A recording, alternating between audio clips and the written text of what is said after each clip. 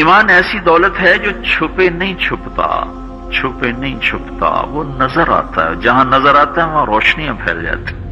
میں جب سے کالج چھوڑا میں کبھی ہوٹلوں میں نہیں گیا، یہ 5 اسٹار ہوٹل کا اس وقت ہم جایا کرتے تھے جب کوئی وہاں جانے کا نام نہیں لیا کرتا تھا۔ چھوٹی عمر میں لاہور چلے گئے، ماں باپ جیب میں پیسے ڈال دیتے تھے، وہ سمجھتے تھے پڑھ رہے ہیں، ہم کچھ اور کاموں میں ہوتے تھے۔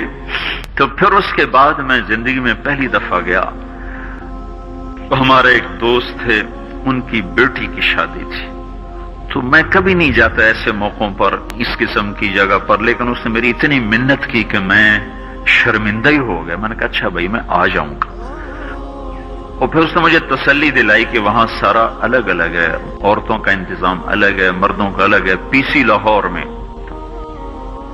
تو میں نے کوئی 30-32 برس کے بعد اس ہوٹل میں قدم رکھا، ماضی کے دھندلکوں میں جھانکتے جھانکتے کتنی صبحیں کتنی شامیں وہاں گزری ہوئی تھیں غفلت کی۔ تو میں جب وہاں سے نکلنے لگا کھانے کے بعد، تو عورتیں نکل رہی تھیں، اکثر بے پرد تھیں، تو وہاں گیلری میں مجھے کسی نے روک لیا، مجھ سے بات کرنے لگ گیا، میں کھڑا ہو گیا، دائیں بائیں کچھ اور عورتیں کھڑی تھی، اتنے میں سب کی نظر پیچھے لگی، عورتوں کی بھی مردوں کی بھی۔ تو مجھے سمجھ میں نہیں آیا کہ یہ نظریں پیچھے کیوں اٹھ رہی۔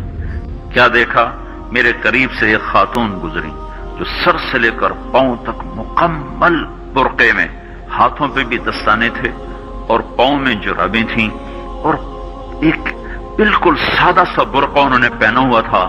جب وہ گزری ہے تو ایک دم سناٹا چھا گیا، سارے عورتوں پر بھی سارے مردوں پر بھی۔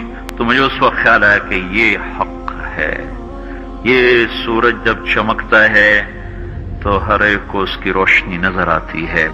وہ عورت اتنے اعتماد سے گزری، ورنہ ایسے ماحول میں تو جنہوں نے پردے کیے ہوتے ہیں وہ پردے اتار دیتے، سر سے دوپٹے اتار دیتے، وہ اس میں اس طرح گزری، اوہو، سب کی نظریں شرم و حیا سے جھک گئیں۔ وہ عورتیں جن کے دوپٹے کہیں جا رہے تھے ان کی بھی نظریں شرم و حیا کی وجہ سے جھک گئیں۔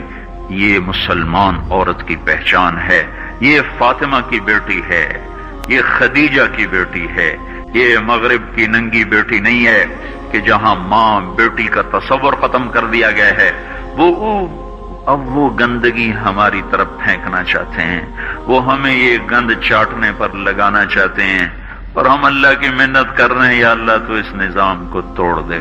ہماری تو بے بسی ہے، ہماری بیٹیوں کے سر سے دوپٹے اتر گئے، کپڑے مختصر ہو گئے، عجب حال ہے۔ حیا پتہ نہیں کہاں ہی روٹ کے چلا گیا، نظر ہی نہیں آتا۔ پہاڑوں میں جا کے بھی ڈھونڈا، وہاں بھی نہیں ملا، صحراؤں میں گئے، دریاؤں میں گئے، کہیں نہیں ملا۔ کبھی ایک صفت ہوا کرتی تھی، آج پتہ نہیں کہاں سے ملے گی، کس بازار سے ملے گی، وہ منڈیاں ہی بند ہو گئیں۔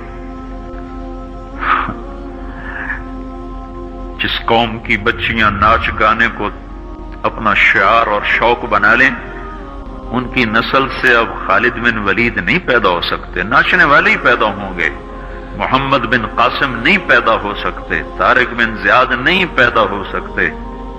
مجھے صلاح الدین یاد آیا، میں بہت رویا، وہ بھی کسی ماں کا جنا ہی ہوا تھا۔ اس کے زمانے میں کرک، ایک ہمارے پاکستان میں کرک ہے، ایک اردن میں کرک ہے، اونچی پہاڑی پر وہ شہر ہے، بڑا دشوار قلعہ ہے۔ اس پر ایک حکمران تھا عیسائی، اس کا نام تھا ریجنالڈ۔ تو کرک کے قریب سے قافلے گزرتے تھے حج کے، تو اس نے ایک دفعہ حاجیوں کے قافلے پہ حملہ کیا اور کہنے لگا بلاؤ اپنے محمد کو تمہاری مدد کرے، اور سارے حاجیوں کو تعطیق کر دیا۔ اور دوسری دفعہ اس نے بحری بیڑا تیار کی اور مدینے پر حملہ کرنے کے لیے وہ بندرگاہ تک پہنچا یمبو کی، لیکن موسمی حالات سازگار نہ تھے تو واپس ہو گیا۔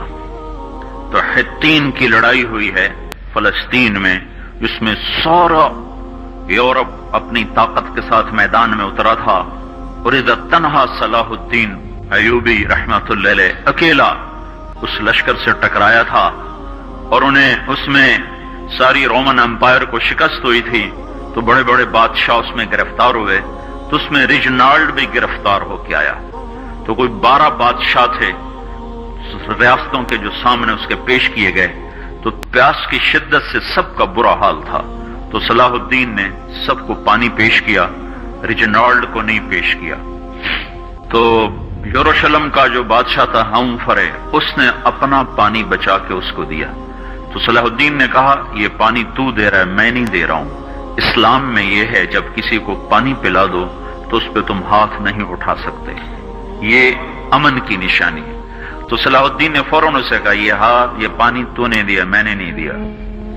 تو پھر انہوں نے ریجنالڈ کو اسلام کی دعوت دی کہ تو مسلمان ہو جا، میں تجھے دعوت دیتا ہوں۔ اس نے انکار کر دیا، کہا میں نہیں ہوتا۔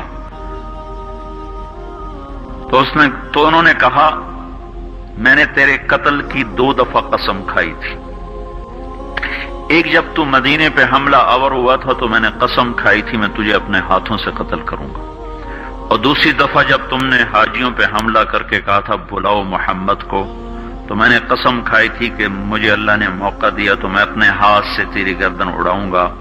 آج محمد کا ادنا غلام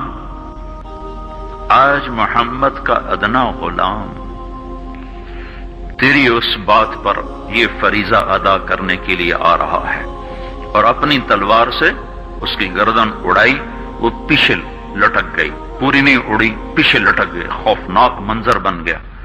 تو سارے بادشاہوں پہ کب کبھی طاری ہو گئی۔ تو صلاح الدین فرمانے لگے ہمارے مذہب میں یہ نہیں ہے، بادشاہوں کے ساتھ ہم بادشاہوں جیسا ہی سلوک کرتے ہیں، پر یہ حدود سے آگے چلا گیا تھا۔ اب مجھے یہ قصہ بھولا ہوا تھا، مجھے انہی حادثوں میں، انہی ہنگاموں میں وہ یاد آیا، تو بعد تنہائیوں میں بیٹھ کے بے بسی کے آنسو بہہ جاتے ہیں، اور اس کے سوا کوئی چارہ نہیں ہے۔ ہماری ساری نسل موسیقی میں ڈوب چکی ہے، جو بدن سرتال پہ تھرکتے ہوں، جو بدن موسیقی کے اوپر ہلتے ہوں، رقص میں آتے ہوں، ان پہ کانٹے ہی اگیں گے، ان پہ صلاح الدین کا پھول نہیں اگ سکتا، ان میں محمد بن قاسم کے پھول نہیں اگ سکتے۔ بانجھ ہو گئی ہے ہماری نسل، اور یہ یورپ کا سحر ہے جو چل گیا ہے، ہماری بے بسی ہے، ہماری بے بسی ہے۔ میں تو بس منت ہی کروں گا اپنے آپ کو پہچانو، اپنی ہستی حیثیت کو پہچانو، اپنی نسبت بدلو۔ تمہاری نسبت یورپ کے ساتھ ہو کے اگر موت آئی بے قیمت ہو جائیں گے، اگر مدینے والے کی نسبت مل گئی تو حضرت فاطمہ کے دائیں بائیں تمہیں بھی کھڑا کر دیا جائے گا، حضرت خدیجہ کے دائیں بائیں تمہیں بھی کھڑا کر دیا جائے گا۔ یہ چند دن ہیں، صبر کر لو، گھٹ گھٹ کے مر جانا ہی بیٹیوں کی روایت ہے۔ مشرق کی بیٹی اس نے گھٹ گھٹ کے مرنا ہی سیکھا ہے۔ ہاں، یہ آزادی، یہ آوارگی، یہ مغرب کی عورت کا خاصہ ہے، اور 18ویں صدی تک مغرب میں بھی کوئی عورت ایسے ننگی نہ تھی، اور گھر کی زندگی تھی۔